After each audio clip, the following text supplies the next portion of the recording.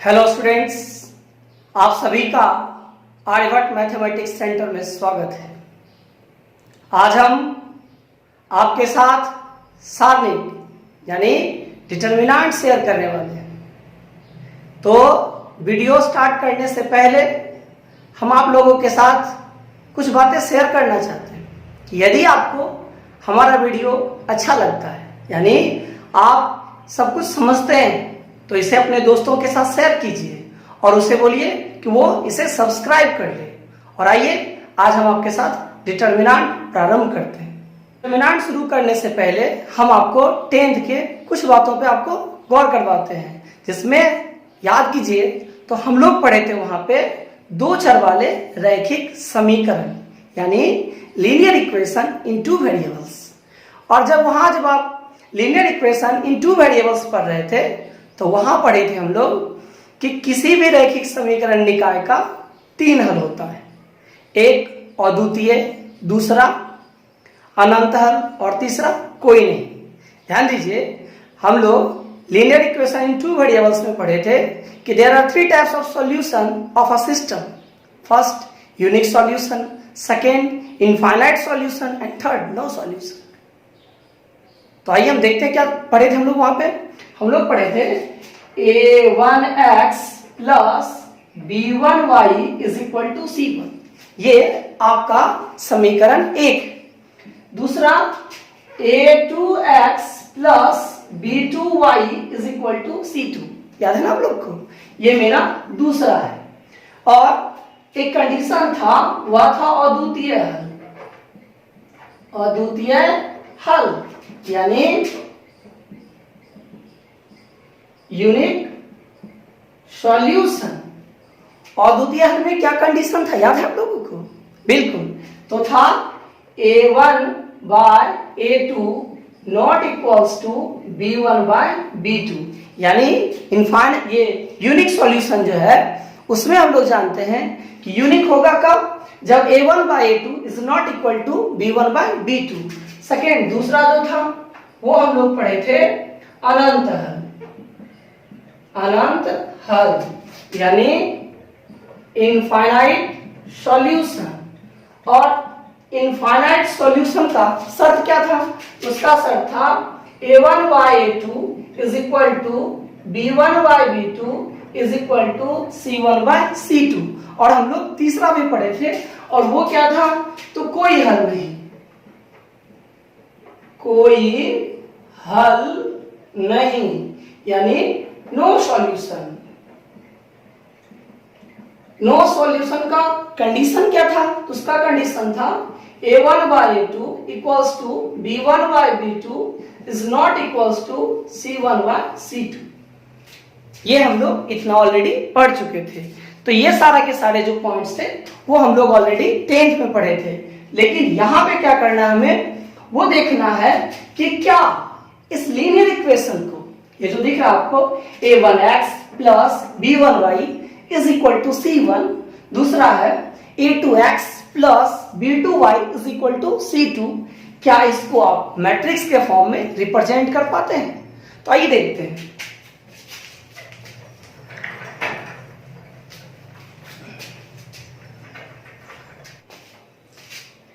ध्यान दीजिए, मेरा पहला समीकरण है a1x plus b1y is equal to c1। दूसरा इक्वेशन है a2x plus b2y is equal to c2। अब हम ये देखते हैं कि क्या इस रैखिक समीकरण को हम मैट्रिक्स यानी आव्यूह के द्वारा रिप्रेजेंट कर पाएंगे या नहीं कर पाएंगे। पहले हमको ये देखना है। सपोज कीजिए कि हम क्या करें कि वेरिएबल यानी जो यहाँ पे चर राशि है, तो वेरिएबल के अगर कॉफिशिएंट से हम एक मैट्रिक्स को बना लें। ध्यान दीजिए, अगर हम इस इक्वेशन में वेरिएबल के कॉफिशिएंट से यानी चर राशि के गुणांक से यदि एक मैट्रिक्स बना लें और वेरिएबल से भी एक मैट्रिक्स बना लें, जो वैल्यू है उससे भी एक मैट्रिक्स बना लें, तो क्या हम इसके द्वारा यानी इस इक्वेशन को रिप्रेजेंट कर पाएंगे या नहीं कर पाएंगे? आइए देखते हैं। तो सबसे पहले हम क्या करेंगे, तो मैट्रिक्स कंसीडर करते हैं, यानी late A is a matrix of A1 B1 A2 B2। देखिए इसमें क्या किए हम कि एक मैट्रिक्स A ले लिए जो चर राशि के गुणांक से बनाया गया, और हम एक दूसरा मैट्रिक्स लेते हैं वो है X, जिसको हम वेरिएबल के हेल्प से बनाते हैं, यानी इसको हम कैपिटल X को जो है वो हम चर राशि के मदद से बनाए। और एक मैट्रिक्स हम लेते हैं B, जिसको हम वैल्यूज यानी C1 C2 के हेल्प से क्रिएट करते हैं। अब हम ये देखते हैं कि क्या हम किसी भी तरह से इन मैट्रिक्स के द्वारा यानी इन मैट्रिसेस के द्वारा, इन अवयवों के द्वारा इस समीकरण को दर्शा पाते हैं या नहीं दर्शा पाते हैं। तो आइए ट्राई करते हैं। तो ये हम एक कंडीशन लेते हैं, वह है ax is equal to b। हम एक कंडीशन लिए हैं, वो है ax is equal to b। आइए a क्या है आपका, तो a है आपका a1 b1 a2 b2, और यहां पे x है x y, b का मतलब हुआ c1 c2। अब हमें क्या करना है, तो दो मैट्रिक्स को आपस में मल्टीप्लाई करना है। दो मैट्रिक्स मल्टीप्लाई कब होगा, जब पहले का नंबर ऑफ कॉलम दूसरे के नंबर ऑफ रो के बराबर होना चाहिए, यानी पहले के स्तंभों की संख्या दूसरे के पंक्तियों की संख्या के बराबर होनी चाहिए। अगर ऐसा होता है तब आप दो मैट्रिक्स को गुना कर सकते हैं, अन्यथा हम गुना नहीं कर सकते हैं। तो आइए हम लोग क्या करते हैं, इसको देखते हैं। तो देखिए यहाँ पंक्तियों की संख्या कितनी है, 1 2, और स्तंभों की संख्या 1 2, यानी इसमें नंबर ऑफ रो भी 2 है, नंबर ऑफ कॉलम भी 2 है।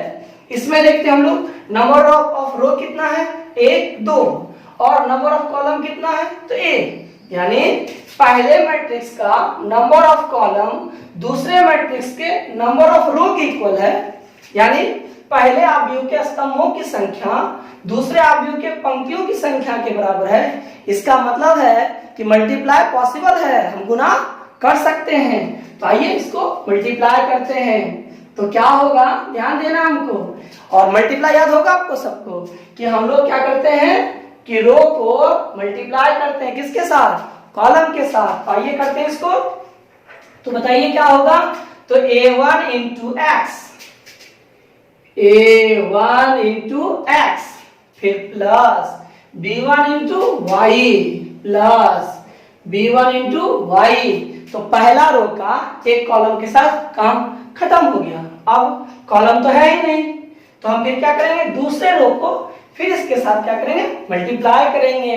तो आइए कीजिए, तो ये होगा a2x, a2x, फिर प्लस प्लस प्लस b2y, यानी हम क्या किए इसमें कि दोनों मैट्रिक्स को बारी बारी से गुना कर लिए। अब आता है बात कि दो मैट्रिक्स इक्वल कब होता है, दो मैट्रिक्स इक्वल कब होता है, तो दो मैट्रिक्स इक्वल तब होता है जब दोनों मैट्रिक्स का ऑर्डर यानी कोटि इक्वल हो और संगत अवयव यानी करस्पॉन्डिंग एलिमेंट्स भी क्या हो, इक्वल हो। तो आइए करते हैं इसको, तो इससे हो जाएगा मेरा a1x प्लस b1y, इसका पहला है, इसके पहले के बराबर होगा यानी c1 के बराबर होगा, और दूसरा क्या होगा a2x plus b2y is equal to c2, यानी यहां हमें क्या दिखता है कि हम लीनियर इक्वेशन को, यहां हमें दिखता है कि हम लीनियर इक्वेशन को मैट्रिक्स के द्वारा रिप्रेजेंट कर सकते हैं।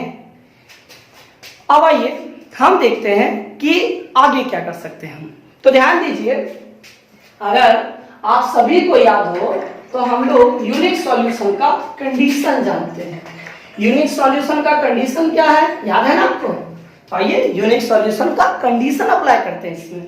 तो unique solution for unique solution we know that a1 by a2 not equals to b1 by b2, यानी यूनिक सॉल्यूशन के लिए नेसेसरी है कि a1 by a2 not equals to b1 by b2।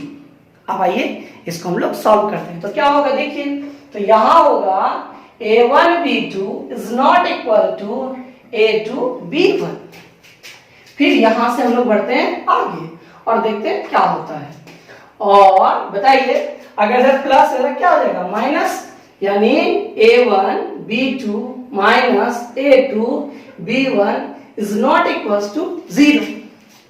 यानी दूसरे शब्द में हम कह सकते हैं कि यूनिक सॉल्यूशन के लिए यानी अद्वितीय हल के लिए a1 b2 minus a2 b1 यह 0 के बराबर नहीं होना चाहिए।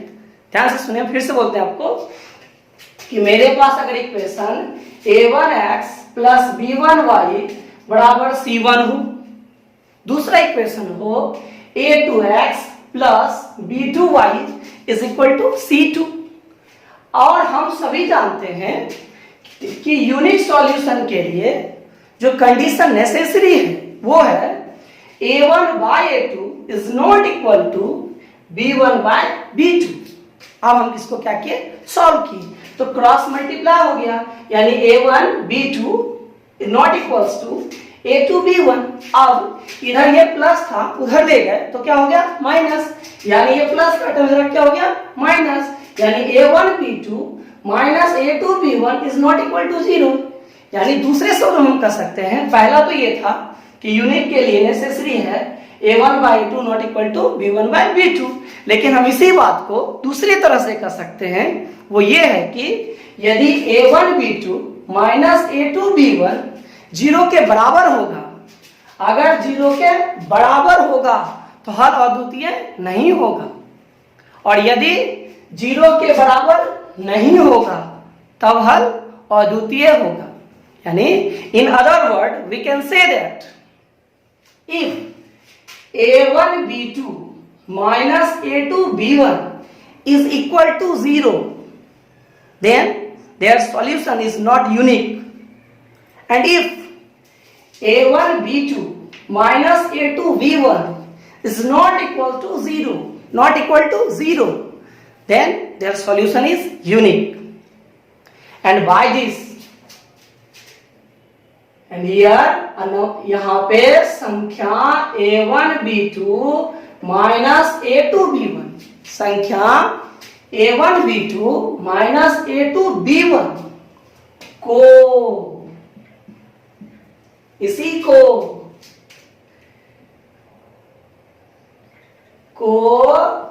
आव्यूह का सारणिक कहते हैं। Here number a1 b2 minus a2 b1 is called determinant of a matrix A. A is a square matrix.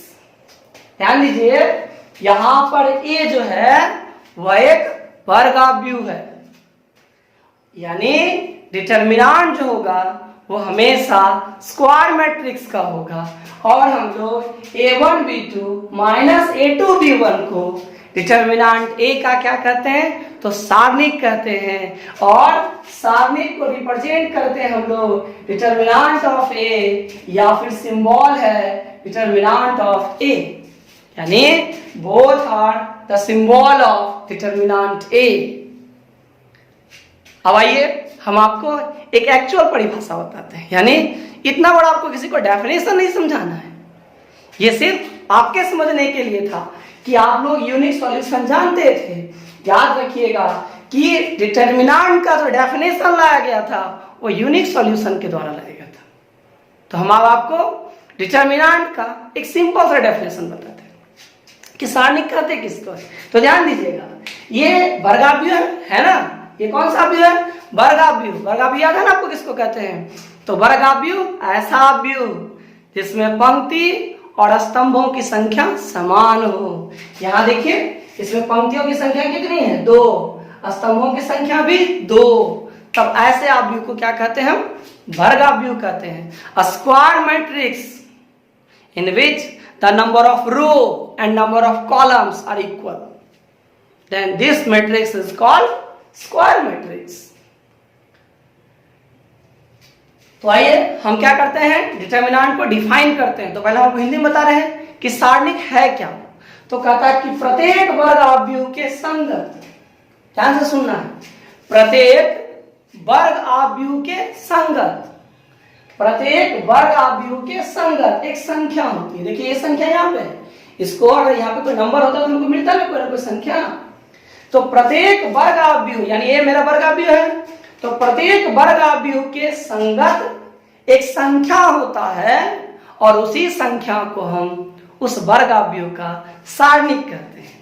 यानी every square matrix can be associated, ध्यान से सुनना आपको, every square matrix can be associated to an expression और a number which is known as its determinants.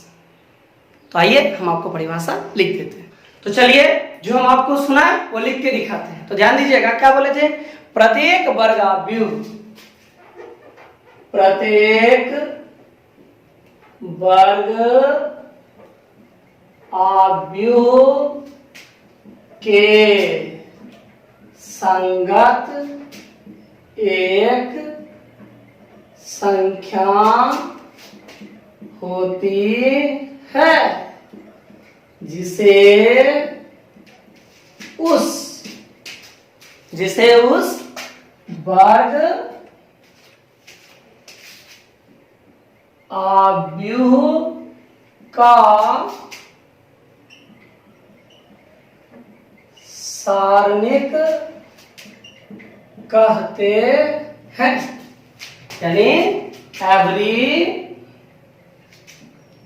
Square matrix can be associated to an expression or a number which is known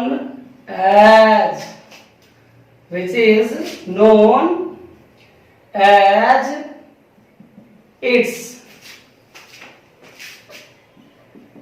determinants. इसको हम लोग क्या कहेंगे, determinant कहेंगे.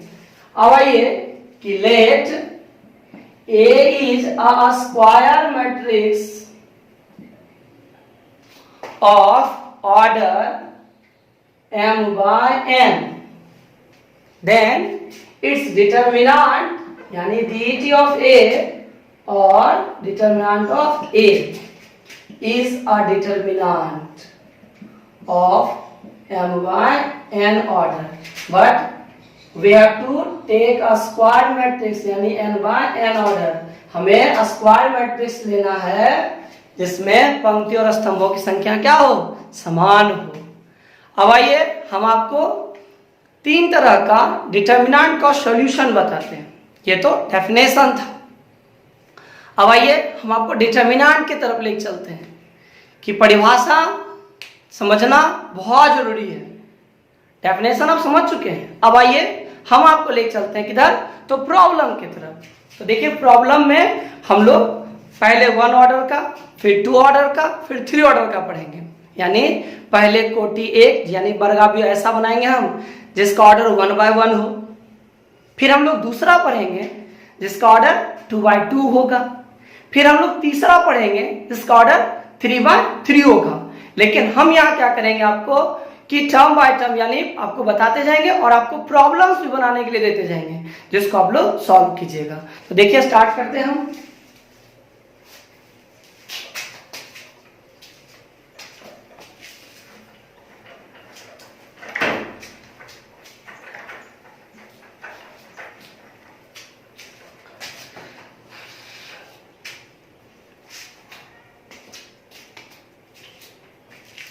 पहला है कि कोटि एक यानी 1/1 के वर्ग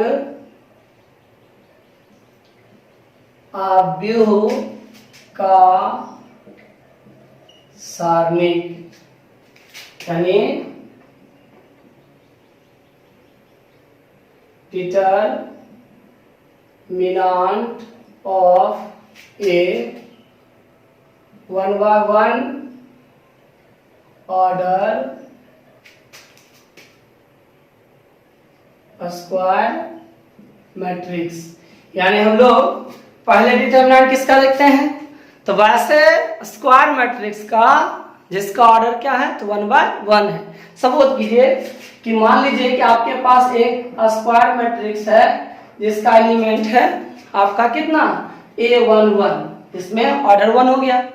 तो अगर आपको इस स्क्वायर मैट्रिक्स का अगर आपको डिटरमिनेंट निकालना हो, ये वर्गाव्यूह है, और यदि आपको इसका यानी 1/1 ऑर्डर के स्क्वायर मैट्रिक्स का यदि आपको डिटरमिनेंट निकालना होगा तो क्या कीजिएगा, सीधा लिखेगा डिटरमिनेंट ऑफ 1/1, यानी सीधा इसको लिखेगा। जैसे एग्जांपल के तौर पे मान लीजिए आपके पास एक स्क्वायर मैट्रिक्स है जिसमें एलिमेंट है 2, इसका डिटरमिनेंट भी क्या हो जाएगा, तो 2 हो जाएगा। कोई दिक्कत? अगर मान लीजिए कि आपके पास एक स्क्वायर मैट्रिक्स है जिसमें एलिमेंट है -7, तो इसका डिटरमिनेंट भी क्या होगा, तो इसका डिटरमिनेंट होगा आपका डिटरमिनेंट ऑफ मैट्रिक्स 7, यानी इसको हम लोग लिखेंगे कितना, तो सिंपल -7। ध्यान रखिएगा डिटरमिनेंट को मॉडुलस ऐसा नहीं करवाना है, ये मॉड नहीं, मापांक फलन नहीं है, मॉडुलस फंक्शन नहीं है। ये सिंबल जो है वह डिनोट करता है किसको, केवल तो डिटरमिनेंट को। तो यानी 1/1 ऑर्डर का डिटरमिनेंट आपको क्या करना है, तो सीधे मैट्रिक्स से बाहर निकाल के रख देना है। तो बाहर निकाल, यानी 1/1 ऑर्डर में आपको कुछ नहीं करना है, ठीक है।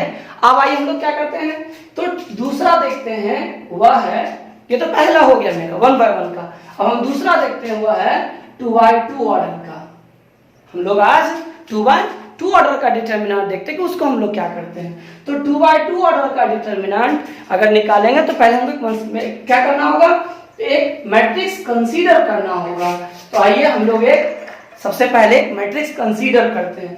तो let A is a matrix of A11, A12, A21, A22, ठीक है।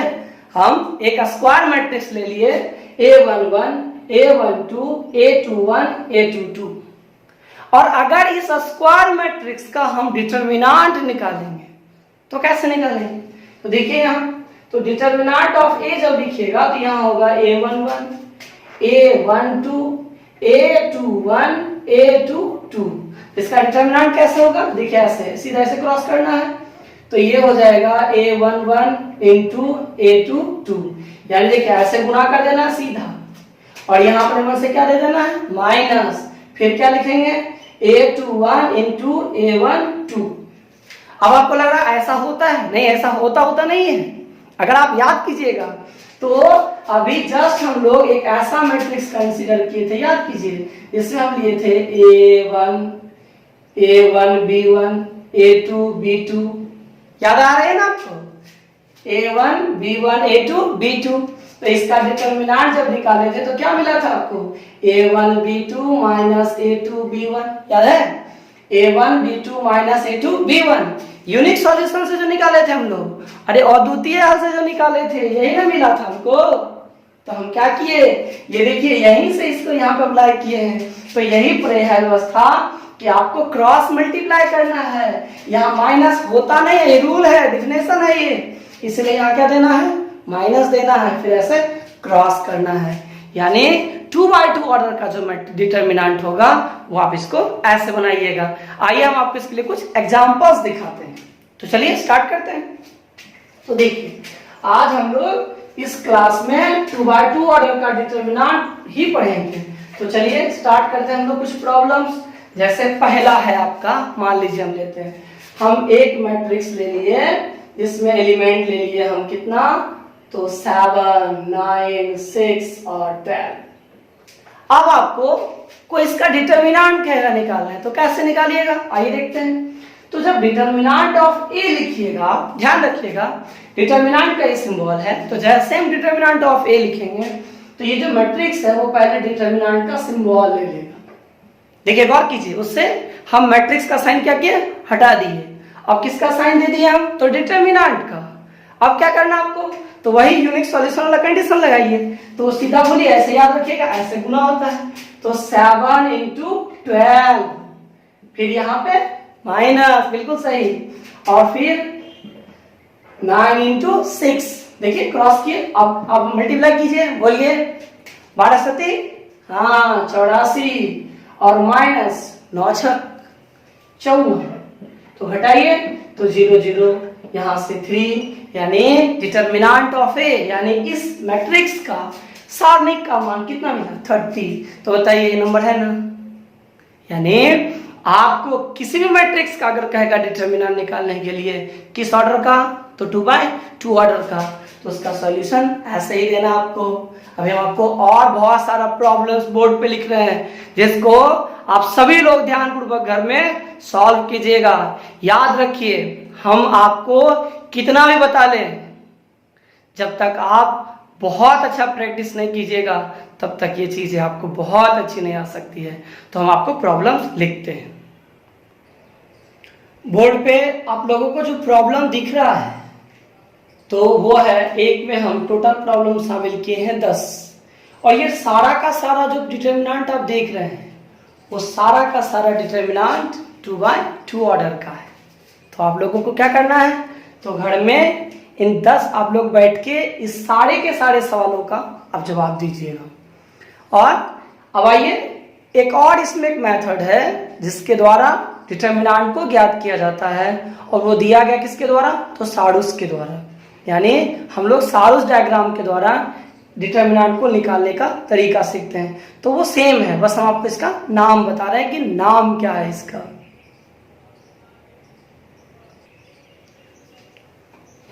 तो आप लोगों को देखना है।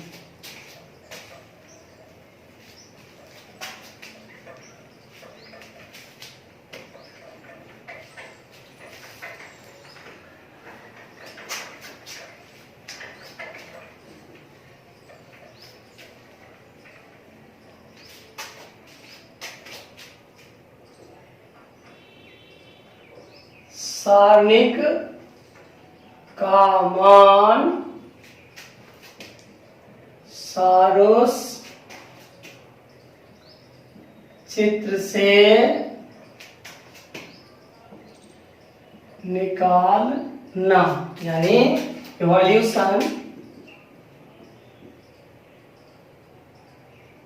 evaluation of a determinant by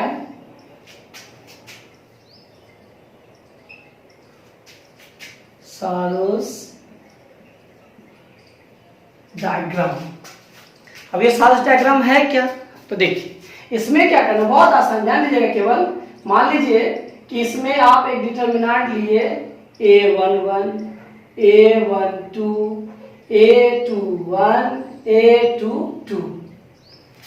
Sarrus diagram में क्या कहता है कि पहले आप इस सारे नंबर को लिख दें। देखिए लिख देते हैं a11, a12, a21, a22, और आपको क्या करना है कि तीर चलाना है।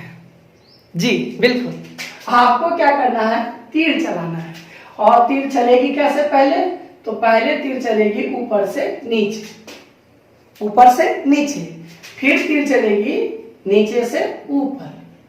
और सारूस डायग्राम में फिगर में कहा जाता है कि आप क्या कीजिए, ऊपर के एरो के साथ, ध्यान से सुनिएगा, ऊपर के एरो के साथ जितना एलिमेंट है उस सब को आपस में मल्टीप्लाई कर दीजिए और उसको प्लस में रखिए। ध्यान रखिएगा, जो ऊपर रहेगा वो प्लस में, तो लिखिए इसको। तो ये क्या करता है, करना देखिए a11, a22, ध्यान दीजिएगा, हम ऊपर के एलिमेंट्स को क्या किए, मल्टीप्लाई किए, ये प्लस होता है। अब प्लस तो लिखते नहीं है हम लोग।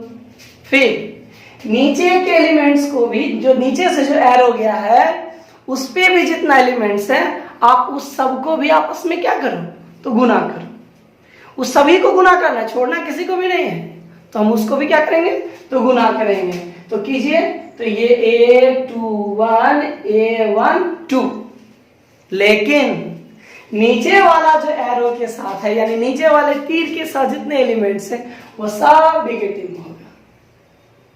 ध्यान दीजिए कि सारोस डायग्राम में क्या किया था, फिर से सुनिए ध्यान से कि इस डायग्राम के हिसाब से जो एलिमेंट्स आपको दिया गया है उसको आप पहले लिख लीजिए।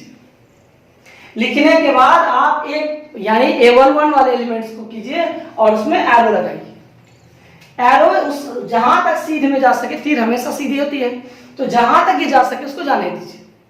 इसमें जितने एलिमेंट्स तीर पड़ाएंगे उन सबको मल्टीप्लाई करना है और सभी को प्लस में लिखना है, तो हम प्लस में लिख दिए। फिर नीचे वाले एरो के साथ जितना एलिमेंट्स है उसको भी आपस में क्या करना है, तो गुना करना है। और गुना करने के बाद नीचे का जो भी एलिमेंट है उसको किस में रखना है, तो माइनस में रखना है। यानी ऊपर वाला एरो के साथ जो होगा गुणनफल में उसको प्लस में रखेंगे, नीचे वाला एरो के साथ जो भी रहेगा उसको गुणनफल में माइनस में रखेंगे। यही आपका साइरस डायग्राम है। तो 2x2 ऑर्डर में कोई ज्यादा हमको फर्क दिखता नहीं है, लेकिन 3x3 ऑर्डर में यही चीजों को और बेहतर और सरल बनाता है। लेकिन आज हम लोग केवल 2x2 ऑर्डर के प्रॉब्लम को देख रहे हैं। तो हम आपको क्या किए थे, अभी एक टाइप का प्रॉब्लम में हम यानी एक सवाल में हम आपको 10 दिए थे, अब हम आपको दूसरा सवाल दे रहे हैं जिसमें क्या करना आपको, वो आपको उसमें वैल्यू निकालना है वेरिएबल का। तो आइए पहले प्रॉब्लम देख लेते हैं, फिर हम आपको सॉल्यूशन दिखाएंगे। देखिए आपके सामने जो दूसरा सवाल दिख रहा है दूसरे टाइप के सवाल में, उसमें टोटल 8 प्रॉब्लम है जो आप लोग सॉल्व कीजिएगा। लेकिन इसमें क्या करेंगे हम कि आपको इसमें 2 सवाल हम भी बना के दिखाते हैं। तो मान लीजिए इसमें हम आपको एक सवाल बताते हैं 2 का 1 और दूसरा बताते हैं हम आपको 8 नंबर, यानी 2 का 1 और 2 का 8, यानी 2 1 और 2 8, ये हम आपको बता के दिखाते हैं। तो चलिए आइए हम लोग प्रारंभ करते हैं। तो चलिए इस सवाल को हम लोग क्या करते हैं, आपको बना के दिखाते हैं। लेकिन इससे पहले आपको डिटर्मिनेंट याद होगा, तो आप याद किए होंगे, तो आप लोग जानते हैं कि हम लोग इसको सॉल्व कैसे करते हैं। तो क्या करते हैं हम लोग, 2 into 1, 2 into 1, फिर अपने मन से माइनस 5 into 4। तो चलिए कीजिए, तो यहां लिखेंगे 2 into 1, फिर माइनस 5 into 4, इधर भी क्या होगा, तो 2x into x, ये ना होगा 2x into x, फिर यहां क्या पड़ेगा अपने मन से, माइनस 6 into 4। अब क्या करेंगे हम लोग इसको, तो नॉर्मली सॉल्व कर लेंगे। तो आइए स्टार्ट करते हैं। तो यहां हो गया मेरा 2 माइनस 20, यहां 2x x क्या होगा, x स्क्वायर माइनस 24। अब यहां से आप क्या कीजिए कि 20 में 2 को सब्ट्रैक्ट कीजिए, तो कितना मिलेगा, माइनस 18, और ये माइनस 24 जो है उसको इधर ट्रांसफर कर दीजिए। तो माइनस 24 इधर है, उधर जा क्या हो जाएगा आपका, तो प्लस 24, बिल्कुल सही, यानी plus 24 is equal to 2x square.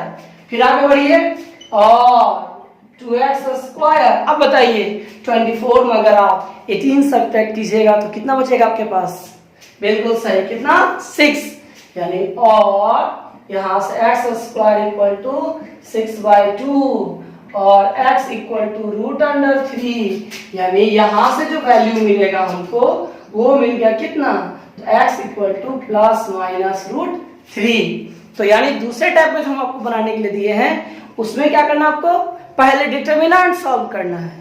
यानी आप सबसे पहले इसमें डिटर्मिनेंट बनाइए, जिधर है LHS में है तो LHS में आपको सॉल्व करना है, अगर RHS में है तो आप RHS में सॉल्व कीजिएगा।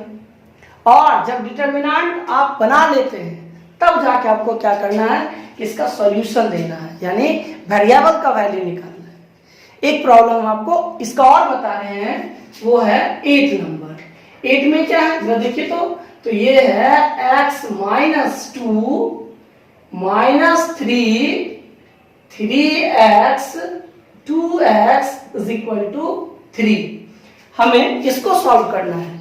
अब बताइए पहले क्या करेंगे हम, तो पहले डिटरमिनेंट जिधर भी रहेगा, चाहे LHS में हो तो हम LHS में सॉल्व करेंगे, RHS में रहेगा तो हम RHS में सॉल्व करेंगे, अगर LHS RHS दोनों में रहेगा तो हम दोनों में सॉल्व करेंगे।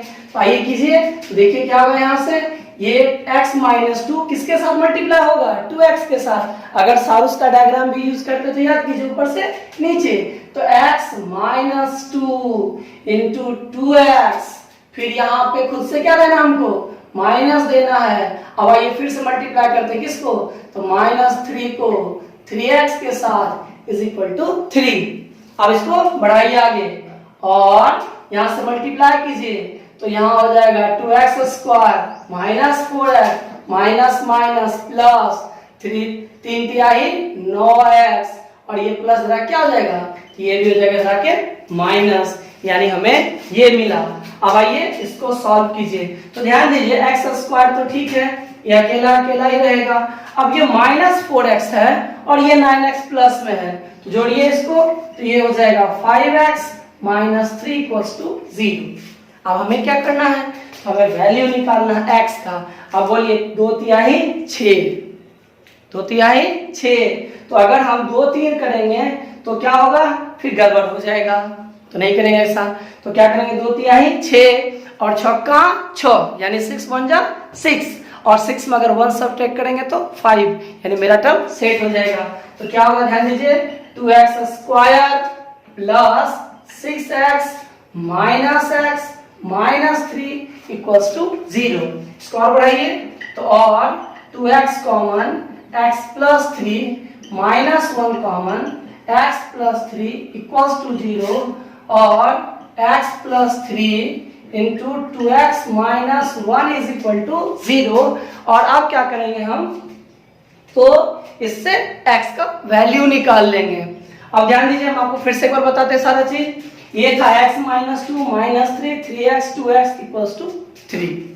डिटरमिनेंट में हम लोग क्या करते हैं, ऊपर से नीचे इसको मल्टीप्लाई करते हैं, फिर अपने मन से क्या देते हैं, तो माइनस देते हैं, दे दी माइनस, फिर ये दोनों का मल्टीप्लाई किया, तो ये संयोग से 3x था, ये माइनस 3 था, तो जो भी रहेगा विद साइन मल्टीप्लाई करना आपको। तो यहाँ हम क्या किए, गुना कर दिए, उधर 3 था तो 3 छोड़ दिए, फिर यहाँ पे हो गया plus plus plus 2x into x यानी 2x स्क्वायर, फिर प्लस माइनस माइनस 4x, फिर यहाँ से माइनस माइनस प्लस 3 3 जा 9, और ये प्लस 3 जो था इधर आके क्या हो गया, माइनस 3। फिर देखिए 2x स्क्वायर तो अकेला है, ये 4x और 9x ये लाइक टर्म है, यानी एक जैसा पद है, तो हम दोनों को क्या किया, आपस में घटा दिए, तो हमें क्या मिला 5x, और यहाँ माइनस 3 इक्वल्स टू 0। अब अगर हम इस 5 का फैक्टर 3 और 2 बनाएंगे, ध्यान से सुनिएगा, अगर हम इस 5 का फैक्टर 3 और 2 बनाएंगे तो एक रिजल्ट में पॉजिटिव आएगा, एक टर्म में नेगेटिव आएगा, तब हम कॉमन नहीं कर पाएंगे। इसलिए इसको क्या किए, तो इसको पढ़ दिए 3 दूनी 6 और 6 का 6, यानी 6 में अगर हम 1 को घटा देंगे तो हमें 5 मिल जाएगा।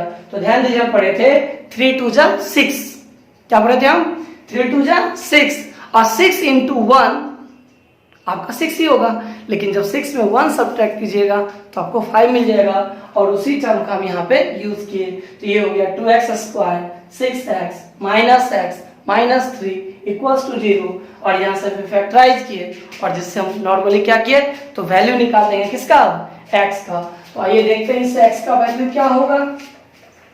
तो हम लोग जानते हैं कि अगर कोई दो चीज अगर प्रोडक्ट के फॉर्म में हो और रिजल्ट 0 हो तो बारी बारी से दोनों भी क्या होगा, 0 होगा। तो आइए यहां से यूज करते हैं हम लोग, either x plus 3 is equal to 0 और x is equal to minus 3, दूसरा है आपका 2x माइनस 1 इक्वल्स टू 0, यानी 2x इक्वल्स टू 1, यानी x इज इक्वल टू 1/2। तो ध्यान दीजिए, आज के क्लास में हम आपको यहीं तक रखते हैं। अब हम अपने इस वीडियो को समाप्त करेंगे, लेकिन उससे पहले ध्यान से सुनिए, आपसे अगर कुछ भी सॉल्व ना हो तो आप हमसे सवाल कीजिए, हम आप सभी लोगों के सवाल का जवाब चैप्टर यानी इस एक्सरसाइज को खत्म करने के बाद देंगे। देखिए ऐसा क्यों? ऐसा इसीलिए कि सवाल जो है कुछ क्या होता है ना, कुछ स्टूडेंट आज पूछ लिया, कुछ कल सवाल करेगा, कुछ 2-3 दिन के बाद सवाल करता है।